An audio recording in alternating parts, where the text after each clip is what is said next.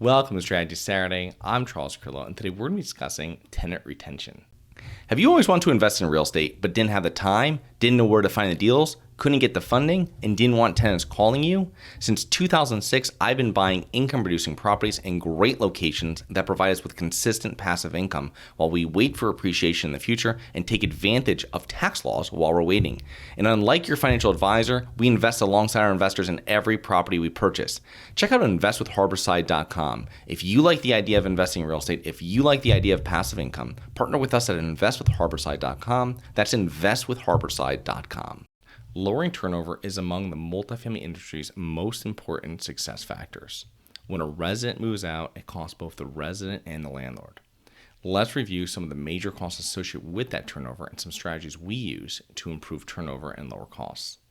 So number one is vacancy costs. When a resident moves out, there's typically a vacancy period before a new resident moves in. During this time, landlords miss out on rental income, which can be a significant financial loss. Our typical downtime is 3 weeks, which is similar to the industry average. 2 is marketing and advertising. To fill a vacant unit, landlords must invest in marketing and advertising to attract new residents. This includes expenses for creating property listings, online advertising, hosting website, and social media platforms. 3rd is the maintenance and repairs. Now, it's common for units to require maintenance and repairs after a resident moves out.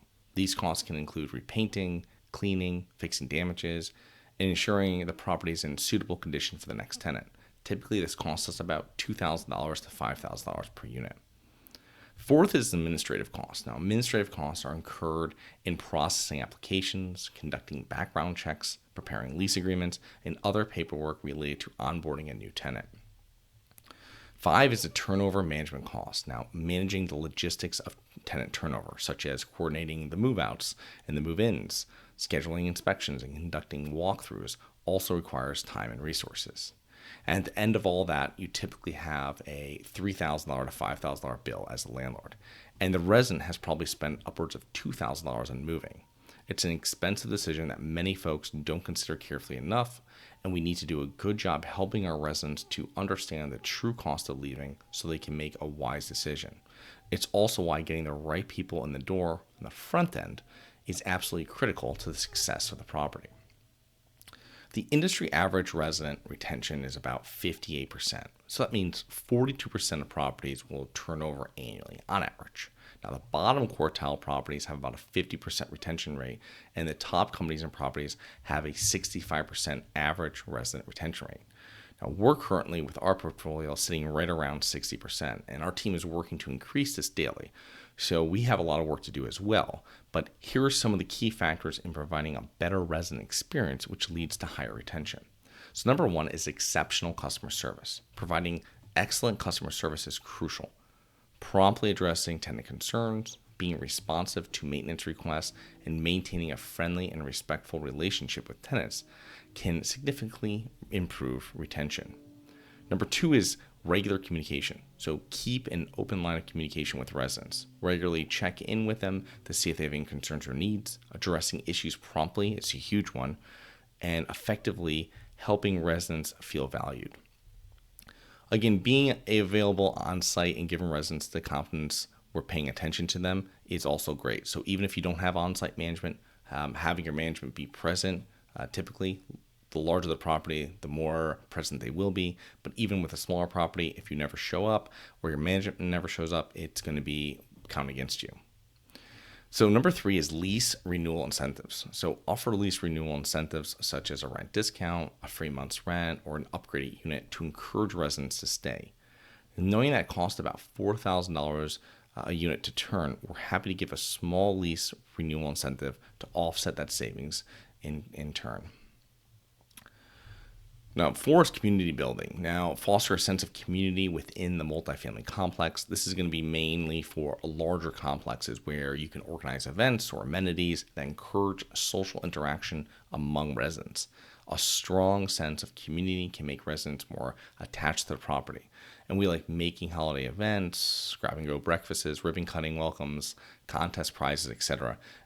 Even if you have a smaller complex, you can still instill some of this in there, maybe getting discounts from local retailers, businesses, restaurants, and offering them to your tenants. Number 5 is prompt repairs and maintenance. This is a huge one. It's very simple too. It's really just making sure that they can contact you easily. It's not difficult to submit the request, and then making sure that it gets done quickly. So ensure any maintenance or repair issues are resolved quickly and efficiently. Now, a well-maintained property is more likely to retain residents, and finding caring maintenance staff is tough, but it's worth being persistent to find the right team. The right team that people don't mind having at their apartment, asking questions, not someone that they're just want them in and out as fast as possible. Number 6 is customize amenities. And obviously this is for larger properties as well, where you're tailoring amenities to your residents' specific preferences and needs. For instance, consider adding a playground or childcare facilities if you have many families. Usually adding a dog park is great, and we try to add that to all of our properties. It's easy to add, and it's relatively inexpensive to add and to also maintain. 7 is fair rent and transparent policies. So keep rent increases reasonable and transparent. And this is one thing when I was a tenant in apartment buildings many years back. This is one thing that would always get me is that everything was moving around great, and then you would get a 15% rent increase or something like this. And that's something we avoid on our properties. Unpredictable rent hikes can lead to tenant dissatisfaction and turnover. If you try to raise somebody's rent that high, they'll probably just leave on principle, even if they can afford it, even if they like it. So it's one of those things that keeping everything transparent and have the rent hikes be in line with not only the market, but also just have them be fair. And we aim to contact our residents 30 to 60 days before the renewal date to discuss renewal plans. Waiting too long allows the competition to step in and kind of plant seeds of doubt, right? Where they're saying, hey, you get a month over here for free or 2 months for free over here before you are able to have the conversation with tenants. Number 8 is security and safety. Now, ensure that the property is safe and secure. Residents are more likely to stay in a place where they feel safe. Several of our sites require security personnel, but it's well worth the investment to maintain a high caliber resident demographic. And with smaller properties, how this can be done is number 1 with like a lot of lighting. And lighting is inexpensive. There's sensors for it, keeps the cost down. It's once they're installed, the maintenance on it is very minimal. This was one big thing I learned from my father, and when I started buying multifamily properties myself, that was one thing I always added because of that. Having a lot of lights, especially for having female tenants, is especially important, and it gives a sense of security, but it also allows people to live on the property with not knowing that, hey, if I go out to my car, there's going to be an issue, or there might be an issue, or it's dark in the back when I'm putting my trash out, or whatever it might be. So having security and safety can be used and can be implemented into properties from 1 unit all the way up to hundreds of units. And it's something that, if done correctly, won't be that expensive. And it's something that when tenants come and see your property, especially if they're coming after hours from work and they start seeing lights go on and everything's well lit, it's going to give a lot of great feedback. Number 9 is survey and get feedback from your tenants. Regularly survey residents to gather feedback and suggestions for improvements. Use this feedback to make continuous enhancements to the property.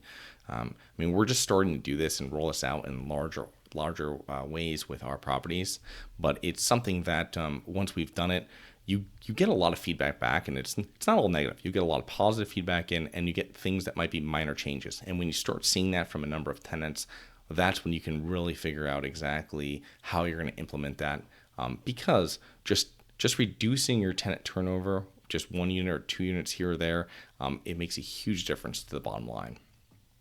So achieving above average resident retention in multifamily housing requires excellent customer service, proactive management, and creating a community where residents feel comfortable and valued.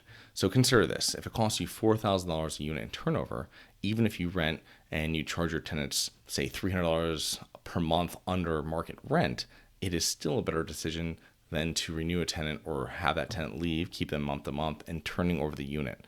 So $3,600 versus $4,000. Of course, in 12 months, you might now be $350 under market rent, and you're now digging yourself a hole until that tenant moves out and you can reprice the unit to market rent. When I self-managed properties, we would only raise rents to market when old tenants moved out and when we re-rented. Most of my tenants stayed about 2 years, so there were never times when I charged majorly under market rent or got too much behind that loss to lease. I have found that the best solution is modest annual rent increases.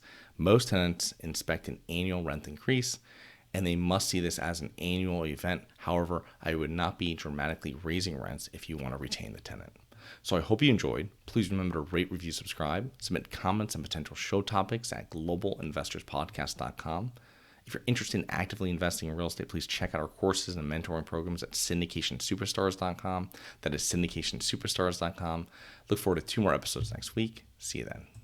Nothing in this episode should be considered specific, personal, or professional advice. Any investment opportunities mentioned on this podcast are limited to accredited investors. Any investments will only be made with proper disclosure, subscription documentation, and are subject to all applicable laws. Please consult an appropriate tax, legal, real estate, financial, or business professional for individualized advice. Opinions of guests are their own. Information is not guaranteed. All investment strategies have the potential for profit or loss. The host is operating on behalf of Syndication Superstars, LLC exclusively.